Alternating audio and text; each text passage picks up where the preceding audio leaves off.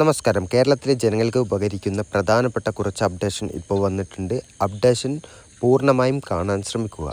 ആദ്യത്തെ ഒരു അപ്ഡേഷൻ ഓണം ഉത്സവ ആനുകൂല്യങ്ങളാണ്. അതായത് സർക്കാർ ജീവനക്കാർക്കും അധ്യാപകർക്കും 4500 രൂപ ബോണസും 2000 രൂപ ഓണ അഡ്വാൻസും ലഭിക്കും. ആശാ വർക്കർക്കും അംഗനവാടി ജീവനക്കാർക്കും തൊഴിലുറപ്പ് തൊഴിലാളികൾക്കും പ്രത്യേക സാമ്പത്തിക സഹായം പ്രഖ്യാപിച്ചിട്ടുണ്ട്. ഇനി PM കിസാൻ പദ്ധതിയുമായി ബന്ധപ്പെട്ട ഒരു അപ്ഡേഷനാണ്. 24ാമത്തെ ഗഡു 2000 രൂപ ലഭിക്കുന്നതിനായി കർഷകർ KYC അതായത് മസ്റ്ററിംഗ് പൂർത്തിയാക്കാനും കർഷക ID എടുക്കാനും ശ്രദ്ധിക്കുക. കാരണം ഇതില്ലെങ്കിൽ ചിലപ്പോൾ PM കിസാൻ പദ്ധതിയുമായുള്ള 2000 രൂപയുടെ ആനുകൂല്യം നിങ്ങൾക്ക് നഷ്ടപ്പെട്ടേക്കാം.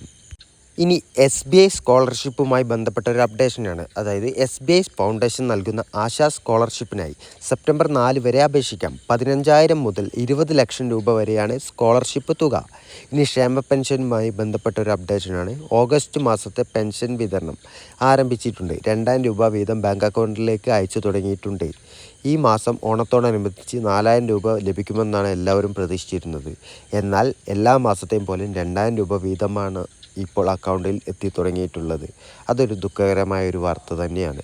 ഇനി റേഷൻ അപ്ഡേറ്റാണ്. റേഷൻ കടകളിലെ അരിക്ക് വില കൂട്ടിയിട്ടില്ല.